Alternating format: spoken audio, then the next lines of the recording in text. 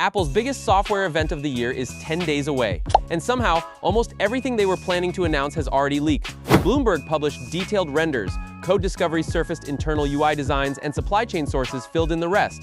iOS 27 is basically already out, just without the keynote music and Tim Cook walking across a stage, and what is coming is genuinely worth paying attention to. Because this is not a typical update. Apple is doing something to Siri that they should have done 3 years ago. Here's the thing about Siri that nobody wants to say out loud.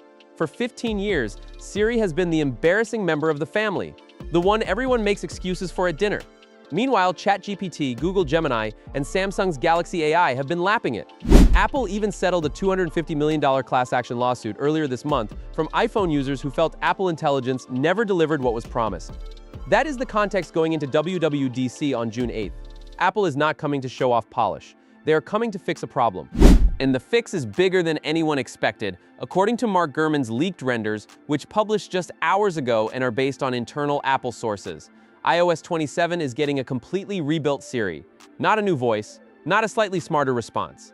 A dedicated standalone Siri app with full conversation history, automatic privacy-based message clearing, and a chatbot-style interface that looks and behaves nothing like the Siri people have been complaining about for years.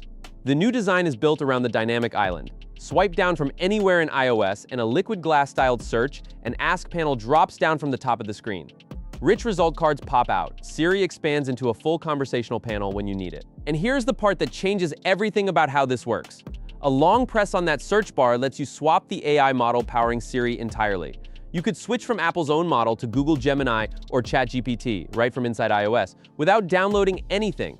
Apple is not just upgrading Siri. They are turning Siri into a container that can run any AI model you prefer. That is a completely different philosophy than anything Apple has done before. Now the devices, because this update is not coming to everyone. Reports circulating from Weibo insiders suggest iOS 27 is dropping support for the iPhone 11 series entirely, which means if you are still on an iPhone 11, 11 Pro, or 11 Pro Max, this is the end of major software updates for you. And the reason Apple is cutting them now is actually interesting. iOS 27 is not just adding features on top of the existing code. Apple is reportedly tearing out years of legacy code from the operating system, stripping it down, rebuilding parts of it from scratch, removing old architecture that has been quietly dragging down performance and battery life for a long time. Older chips simply cannot run what Apple is building. The iPhone 11 series runs on the A13 Bionic. The kind of on-device AI models iOS 27 is built around requires significantly more memory and processing headroom than that chip can provide. So the cut makes sense, even if it does not feel great if you are on the wrong side of it. The camera app is getting its biggest redesign in years. Apple is adding a fully customizable widget system inside the camera interface.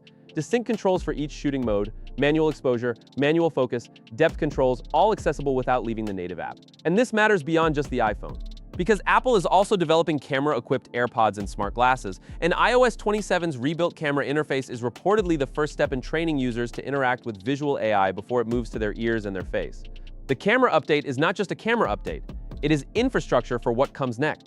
WWDC is June 8th, 10 days away, and Apple's keynote is going to feel slightly less surprising than usual because Gurman basically just published the whole thing. But here's the real question. Is a smarter Siri running on Google Gemini still an Apple product, or has Apple just admitted it cannot build this itself? Let us know in the comments below. With that being said, I will see you guys in the next video.